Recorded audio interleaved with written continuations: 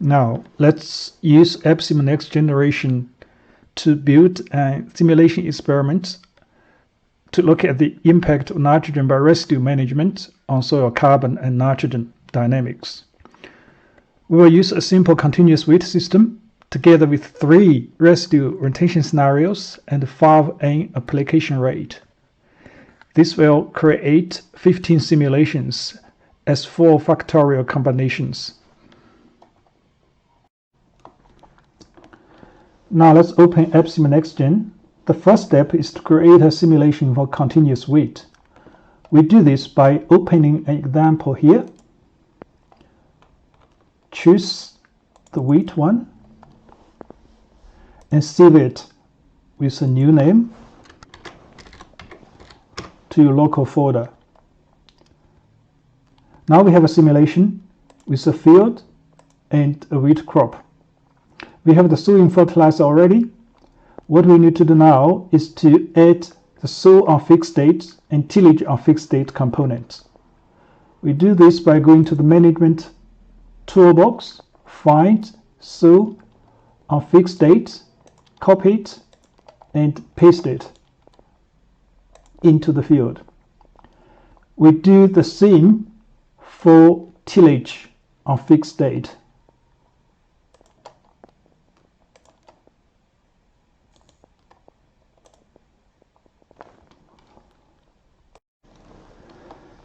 Now we can fix the sowing date and weight cultivar, etc. In my case, now we are simulating a vegetail cultivar with a sowing date on 20th of March, sowing depth 30 centimeters and a population 150. And we don't need the sowing row anymore. We can just delete it. Let's leave the rest untouched for the moment. We will come back to the tillage and sow fertilizer later. The next step is to build simulation experiments for nitrogen by residue treatments. We do this by adding experiments into simulations. We right-click simulations on the very top, add model, and then add factorial, double-click experiment. For simulating nitrogen by residue combinations, we need permutation of 2 factors. Right-click experiment, add model, and factorial,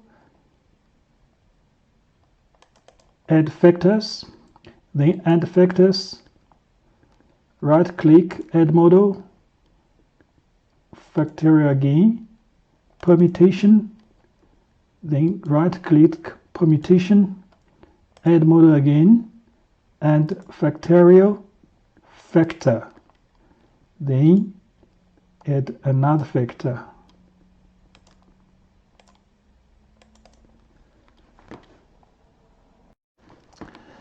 Now we can change the name of the factors.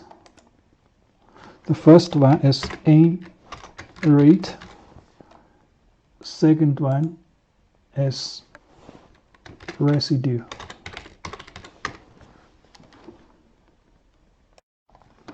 For N rate, we need to have 5 levels of sow fertilizer. We then drag sow fertilizer to N rate, change the name to the first level N0 and change the number to 0. And then we can copy it, create another level, say 50, change the number to 50. Then repeat the process. For residue, we need to have 3 levels of residue retention. We drag the tillage on fixed date and the residue, and then change to R0 and repeat the process to get R50.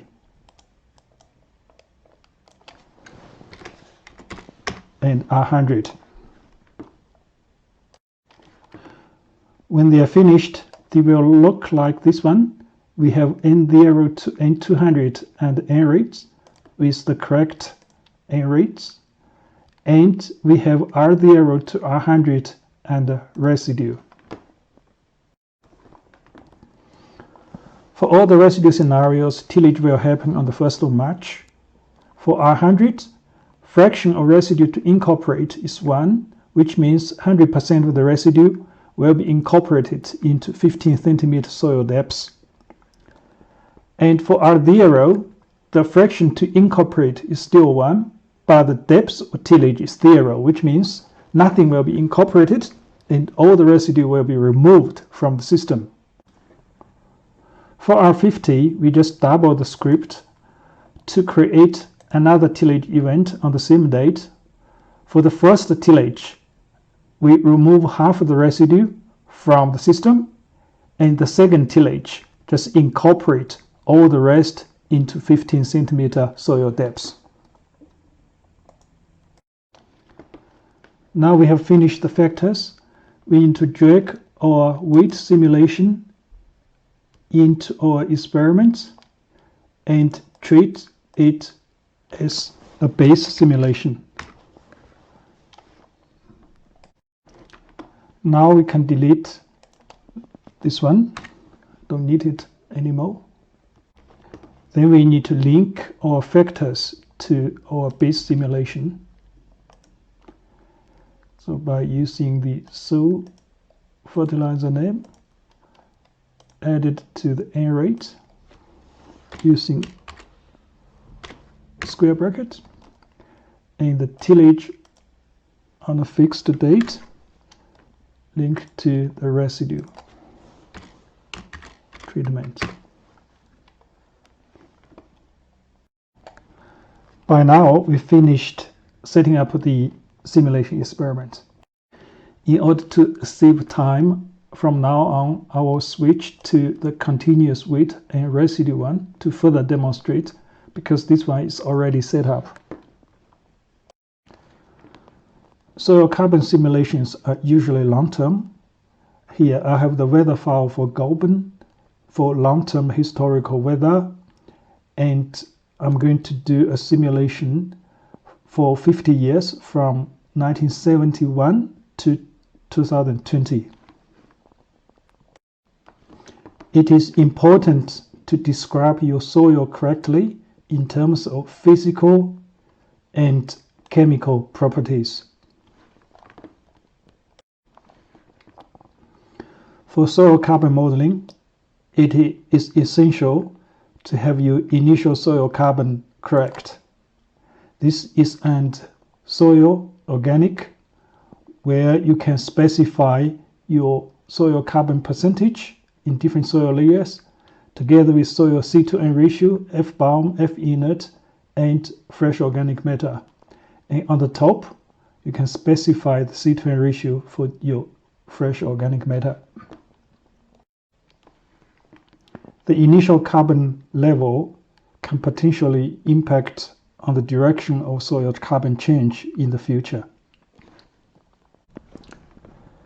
The soil organic matter dynamics is simulated by the nutrient model. It is under soil and nutrient. For short-term simulations, it is also important to check the initial water and the initial nitrogen in soil. If there is surface organic matter or plant residue on the soil surface, that can be specified and surface organic matter. Although these initial conditions can only impact the result in the first couple of years in a long-term simulation. Finally, we need to list the variables we want the simulation to output. Here I have an annual report where I listed the variables I want. From the weight module, I need the above ground biomass, nitrogen, and grain yield, grain nitrogen. And from the soil, I need the total soil carbon, the carbon emission to the atmosphere, and the carbon in different pools. I also want the nitrogen mineralization. All these variables are from the nutrient components. Because the soil variables are for each soil layer, the sum at the beginning gives me the total for the whole soil profile. When you need new variables from nutrient, you can just copy a line and after nutrient type dot.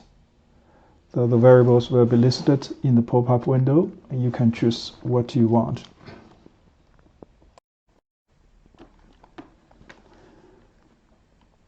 The output is every year at end of the year. For some variables like the mineralization is a daily rate, I need to have a script to add the daily rate to an annual total. Now we are ready to run the simulation. Right-click Simulations and then click Run APSIM. Once the simulations are finished, we can see and N-rate residue, the 15 simulations for N-rate by residue combinations. We can see the results in the data store and the table of annual. I also put some graphs together to show the simulation results. This one is for the total soil organic carbon.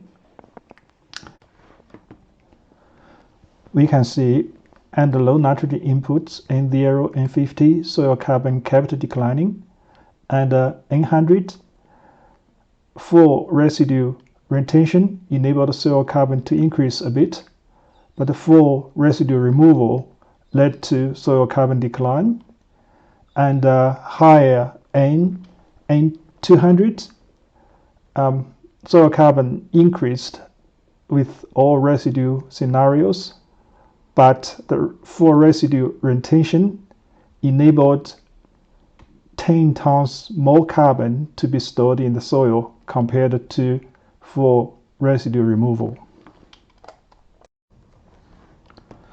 This one shows the annual nitrogen mineralization from soil and high nitrogen input N200, and for residue retention the soil also mineralized more nitrogen. That's because the soil has high level of soil organic carbon and organic matter. This one shows the wheat biomass.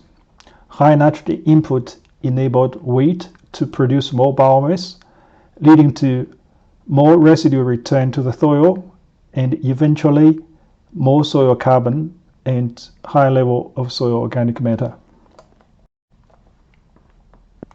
Okay, this is all what I want to show you today. Hope you find it helpful. Thank you for watching.